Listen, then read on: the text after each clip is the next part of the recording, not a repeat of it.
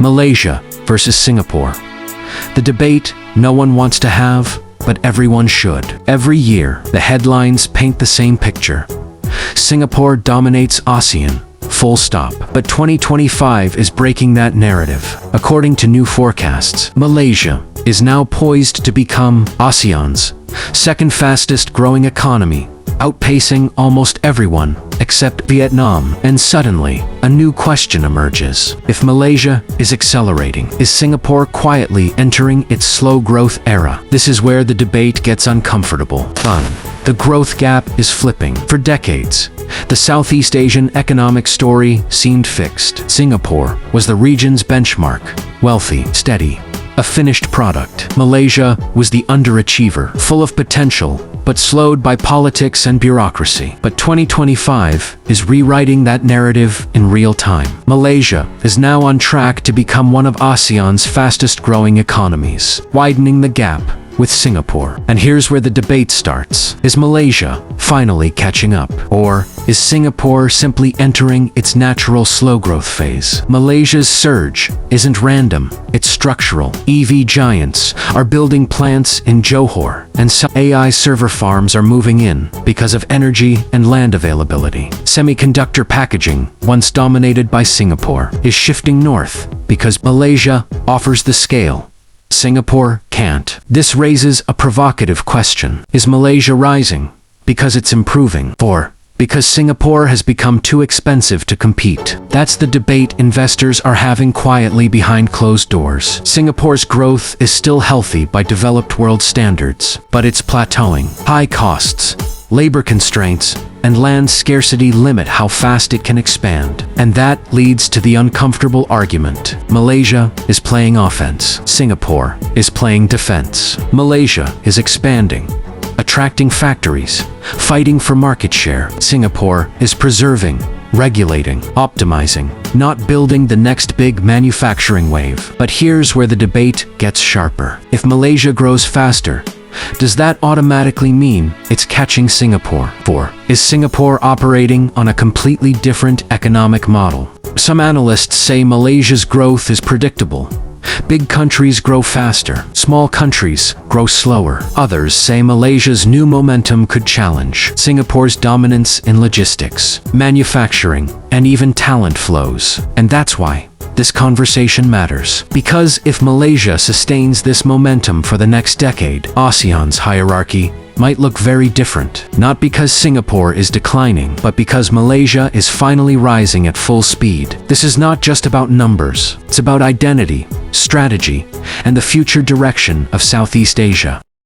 2. The cost of doing business question. This is the part Singapore rarely talks about, because it exposes its biggest economic vulnerability. For the first time in years, global investors are asking a question that would have sounded impossible a decade ago. Why pay Singapore prices when Johor is right across the bridge and up to 70% cheaper? Malaysia's cost advantage isn't a small discount. It is a full structural difference. It has cheaper land, lower wages, massive industrial zones with room to expand, energy, and utilities that do not crush a company's margins. For manufacturers, logistics companies, AI data centers, and semiconductor facilities, the calculation is simple and almost impossible to ignore. Singapore still offers world-class stability, but Malaysia offers stability plus scale, and often at 1/3 the cost. And this is where the debate becomes intense. Some argue that Malaysia is riding on Singapore's reputation. The idea is that Malaysia would not attract many of these factories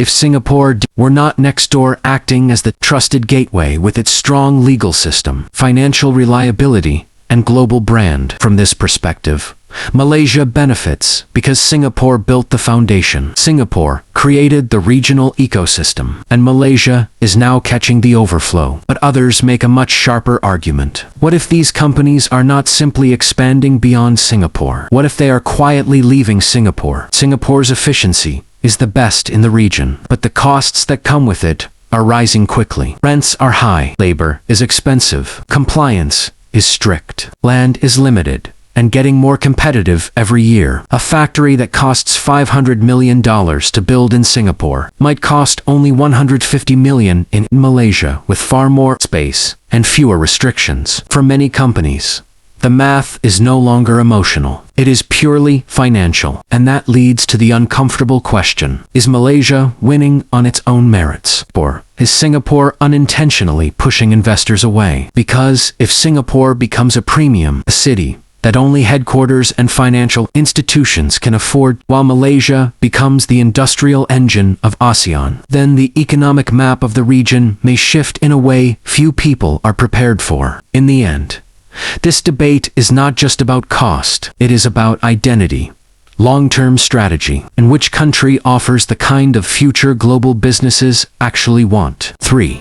The talent race. When you strip away the factories, the tax incentives, and the headlines, one question decides the future of both countries. Where will the talent go? Because in 2025, economic power is no longer about who has the biggest building or the largest port. It's about who attracts the smartest engineers, data scientists, managers, and founders. And this is where the Malaysia-Singapore comparison gets genuinely fascinating. For decades, Singapore held a massive advantage. It had higher wages, a safer environment, and a reputation that instantly boosted a resume. If you were a top professional in the region, the dream was simple: work in Singapore, save money, build a career. But the landscape is shifting. Malaysia is now attracting a new wave of workers, not just locals, but foreigners who are priced out of Singapore's rising cost of living. People who once saw Singapore as the obvious choice are now looking at Penang and Kuala Lumpur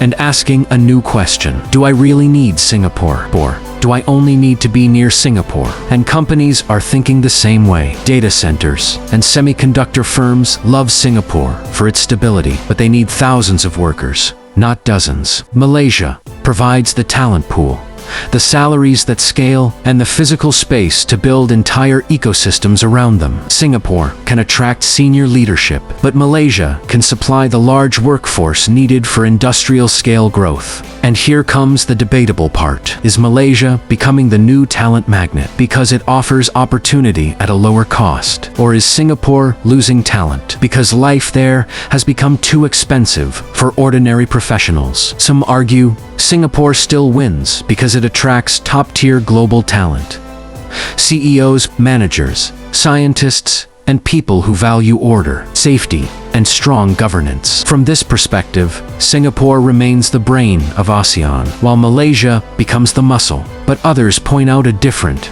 more uncomfortable trend. The middle class, the engineers, technicians, creatives, analysts are moving where they can afford homes, families, and long-term stability. And for many, that place is no longer Singapore. If this continues, the region could split into a new model: Singapore as a high-level command center, and Malaysia as the high-growth engine that absorbs the people, the factories, and the momentum. The question is, which model wins in the long run? The premium city-state with limited space, or the scalable neighbor with room to grow? The talent race will decide it, and both countries know it.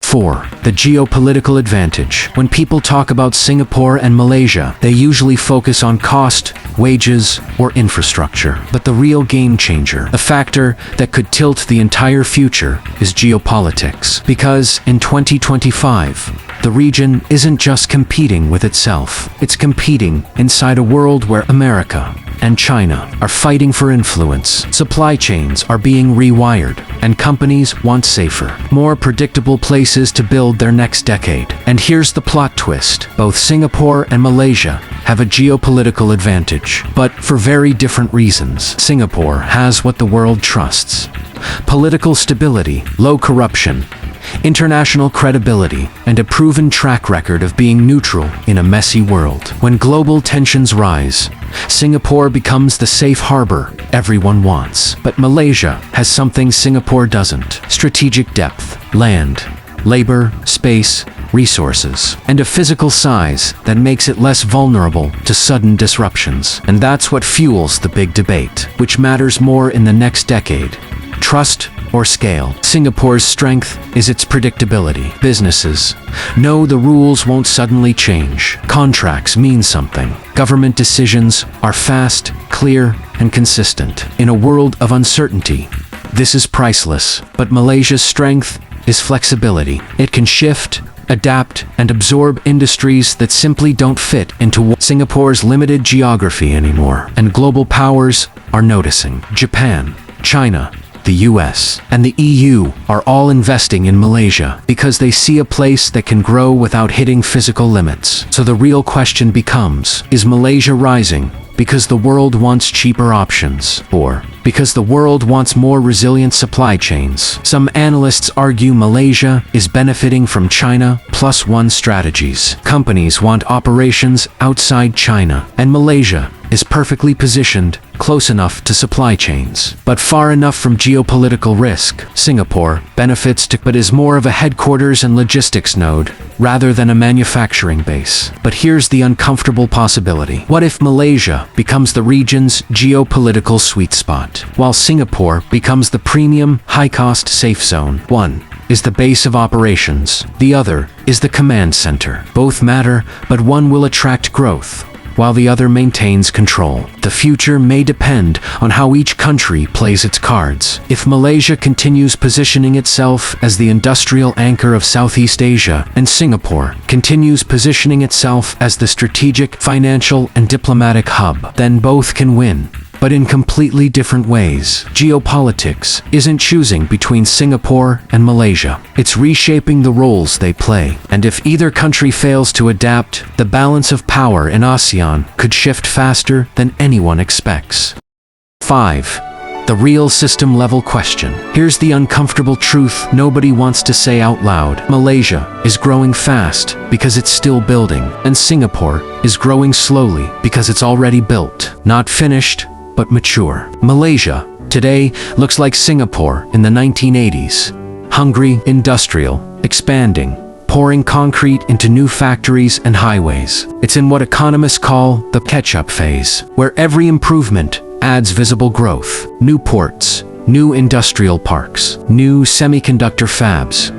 All of it shows up instantly in the data. Singapore, meanwhile, sits at the opposite end of the development curve. It's no longer chasing factories. It's optimizing systems, not constructing them. It grows by percentages, not by skylines. In many ways, Singapore has become the financial Switzerland of Southeast Asia, a place where capital, trust, and stability are more valuable than land or labor. So the region is facing a provocative question. Is Malaysia becoming the industrial future of ASEAN, while Singapore becomes the strategic brain of ASEAN? One nation builds, the other refines. Both are winning, but in completely different ways. This isn't a rivalry, it's a divergence. And understanding this divergence is the key to predicting the next decade of Southeast Asia. 6. The debate that will shape ASEAN. Here's the most thought-provoking angle of all. If Malaysia keeps rising at this pace, Singapore will be forced to reinvent itself again. And if history has taught us anything, it's this. Singapore